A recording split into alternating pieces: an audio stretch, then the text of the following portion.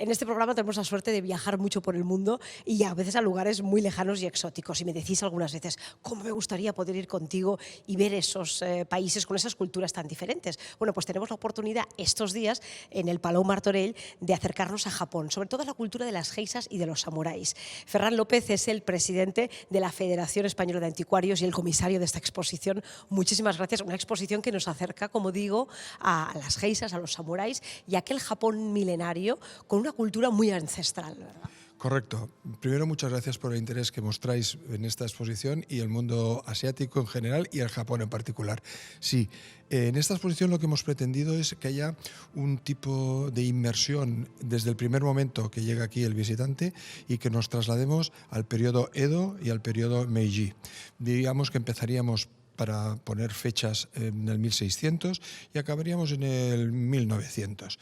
En ese recorrido de 400 años ocurren muchas cosas, pero una de las cosas más importantes que ocurren es que Japón acaba con las guerras fratricidas que han estado durante muchos cientos de años. El shogunato de Tokugawa y Ieyasu, iniciado por la familia Tokugawa, perdura casi 300 años en el tiempo. Y eso permite a la isla el poder tener un florecimiento de las artes de todo tipo y de la filosofía. La verdad es que a nosotros, los de Occidente, nos ha llegado el mundo de los samuráis, de las geishas, de los ninjas incluso, nos ha llegado con un filtro muy hollywoodiense, muy cinematográfico, adaptado a guiones que han de cumplir ciertos, ¿verdad?, requisitos, como por ejemplo llenar taquilla, ¿no? Pero lo cierto es que viniendo a estas exposiciones descubrimos, ¿no?, la realidad de un mundo que para muchos pues, pasa siempre por el filtro del cine, ¿no? Pues sí, a mí me gusta poner la metáfora de que cuando entremos en esta exposición es como si viniéramos con un vaso lleno, un lleno de conocimiento. Vamos a volcar ese vaso, lo vamos a dejar vacío y vamos a impregnarnos del nuevo concepto de lo que es la cultura japonesa. La cultura japonesa no la podemos enfocar desde una visión cultural europea. No tendríamos una idea global y real de lo que es. Por lo tanto, pasito a pasito, creo que esta exposición, entrando desde el mundo de las geishas para pasar después al mundo del samurái, de la lealtad, del honor, de la pleitesía hacia sus señores, entenderemos mucho mejor lo que significa realmente ser japonés y su ADN. Hace poquito Japón ha decidido cerrar ciertos barrios, el barrio de las geishas, debido pues, a la gran cantidad de turistas que intentan fotografiarlas, con lo cual venir aquí es una manera cómoda de acercarnos a las geishas, de poder ver los tejidos de sus trajes, ¿no?, todo ese ritual que envuelve al mundo de un tipo de mujer que nos cuesta comprenderlo aquí en Occidente. Cierto, cierto, porque a veces no se ha explicado bien el papel de la geisha en la cultura japonesa. El papel de la geisha es un papel cultural. Es decir, todas las organizaciones en las cuales las geishas participan y dan a conocer todo su arte, de alguna manera aquí en Europa no habíamos interpretado bien ese concepto.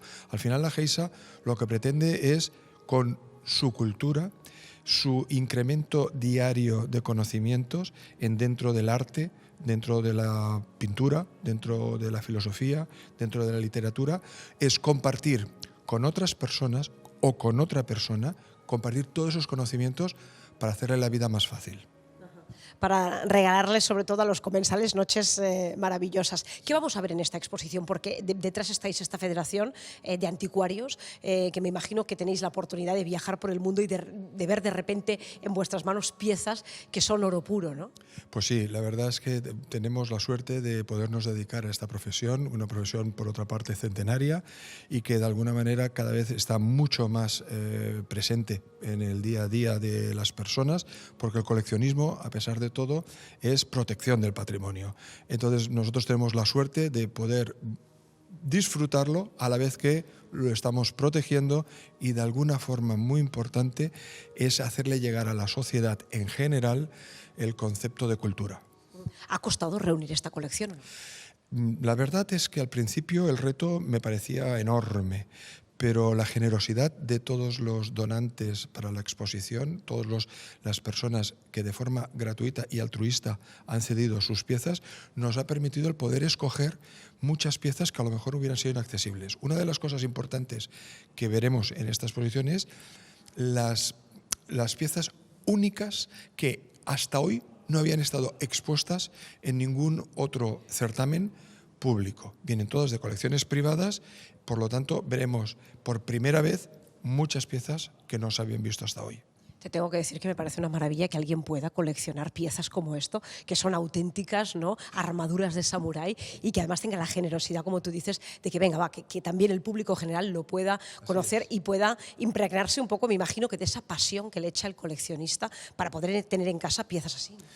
Es pasión, tú lo has dicho. O sea, yo recuerdo de pequeño, inclusive todavía en mi memoria está totalmente fresco, mi primera pieza que compré de Japón. Yo tenía escasamente 17 años y con la semanada que me dieron mis padres pude comprarme una pequeña porcelana Satsuma.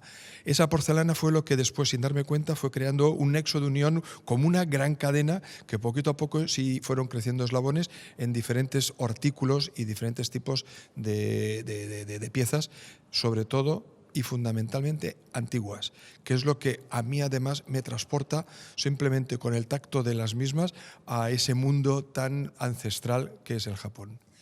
Igual que sabemos que hay muchos coleccionistas en Europa y también en Estados Unidos y en otros países que están locos por el arte clásico, ¿no?, por conservar o por tener en casa alguna de esas piezas griegas, de esos bustos. ¿Crees que el orientalismo también tiene muchos seguidores, mucha gente interesada? Y a nivel de coleccionismo, de piezas realmente de museo, ¿también hay muchos? Muchísimo. Es decir, afortunadamente, además, hay... El mundo de las antigüedades es un mundo de rotación, es decir, hoy estará en mi casa, mañana puede estar en la tuya y el día siguiente en otro. El mito de que las antigüedades son caras todavía perdura, pero hoy realmente podemos decir que están muy cercanas y muy próximas a cualquier economía de un trabajador.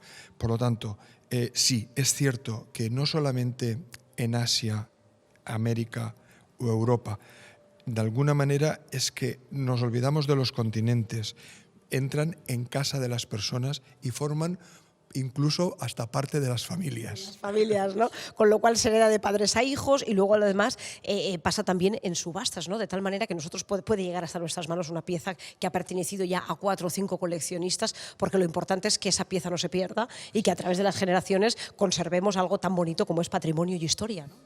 Así es, yo creo que el papel del anticuario hoy en el mundo es fundamental. Hoy el poder ir a una galería de un anticuario y poder observar las piezas en primera persona, que te las puedan explicar, que las puedas tocar y que de alguna manera veas que esa pieza tiene incluso vida propia porque ha ido pasando de manos en manos, yo creo que esto solo lo podemos ver en personas que tienen una gran capacidad sensible para disfrutar de las mismas. Tanto en anticuarios como tú decías también en el mundo de subastas. Hoy el mundo de las antigüedades se mueven por 2 vías fundamentales, desde las ferias y las galerías de antigüedades y las subastas. Bueno, pues vamos a hablar de esta exposición de nuevo. Quiero que me hables de esas piezas que tú dices, ostras, cuando vengáis aquí a lo mejor no lo sabéis, pero estaréis delante de ciertas piezas, algunas de ellas, que realmente observarlas, tenerlas delante es un privilegio.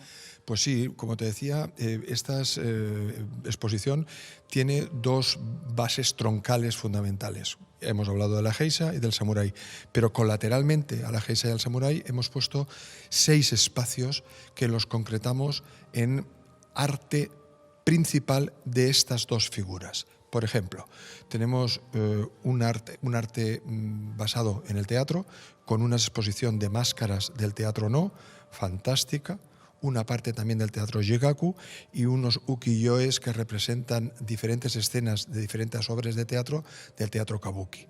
Ahí, en este espacio, encontraremos muchas cosas que nos interesen, pero quizás y fundamentalmente hay alguna máscara, como por ejemplo la máscara de Hania, uno de los personajes del teatro No, que sobresale del resto. Igualmente, una vez hayamos pasado del teatro, iremos a la zona donde podremos encontrar todo el hábitat natural de la geisha, representado igualmente en el ukiyo-e y en los objetos diarios que las geishas utilizaban. Como anécdota, podremos ver un par de cajas de caligrafía que son como nuestras antiguas máquinas de escribir. Ellos tenían sus cajitas en la cual había su taco de tinta y con el pincel después trasladaban al papel de arroz o de bambú todo un tipo de poesía.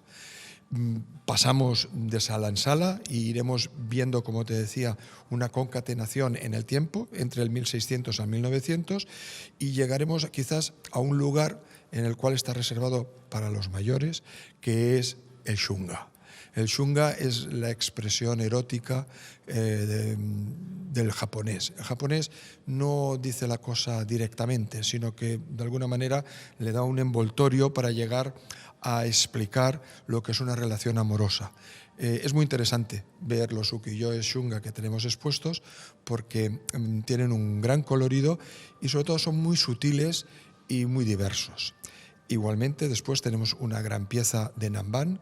Como sabes, a los primeras personas que llegamos a Japón, nos decíamos que éramos los bárbaros del sur. Eso en japonés son Nanban. Bueno, pues los Nanban, los jesuitas, que fueron los primeros que llegaron a Japón desde Portugal, crearon un estilo propio artístico, que fundamentalmente eran cajas de transporte donde transportaban sus documentos, sus pequeñas joyas, sus pequeños regalos que se hacían entre sí. Esas cajas, como era un arte concreto y determinado creado a tal efecto por los Nanbans, llegaron a constituir un arte propio denominado hoy en todo el mundo arte Nanban. Después, desde luego, aquí tenemos una magnífica representación de yorois, de armaduras, que irán desde el periodo Edo al periodo Meiji. Perdona que insista, pero es muy importante contextualizar estas piezas en ese periodo porque veremos el talante del samurái y de la sociedad japonesa de esa época, porque se representa en la belleza y en el detalle máximo en toda su expresión artística. Esa gente era elegante hasta para ir a batallar, ¿verdad? Bueno, inclusive aquí tenemos una serie de armas que utilizaban en un campo de batalla, como son unas lanzas, unas yaris, que utilizaba la infantería, que el que venga podrá ver que el propio samurái decoraba esta yari con incrustaciones de nácar. Madre mía, obras de arte para batallar. Bueno, todas estas curiosidades las vais a descubrir aquí en el Palau Martorell, que además el edificio en sí, si lo venís a ver, también poder entrar y acceder a él a través de esta exposición es maravilloso porque es uno de esos espacios que tenemos en Barcelona, ahora convertido en museo y que se ha abierto a la ciudad desde hace un tiempo precisamente para acoger exposiciones tan interesantes y bonitas como esta. ¿Hasta cuándo tenemos de tiempo para venir a verlo? Hasta el 8 de septiembre. Hasta el 8 de septiembre. Ininterrumpidamente. Bueno, pues si este verano no os llega el presupuesto para ir a Japón, podemos venir aquí, pasar una mañana encantadora y encima nos iremos con mucha más cultura y conocimiento de un mundo, de un país lejano, pero que gracias a vosotros, pues, a los coleccionistas, nos lo habéis acercado bastante. Y estaréis muy bien acogidos, de veras. Estaréis como en Japón. Gracias, arigato. Arigato.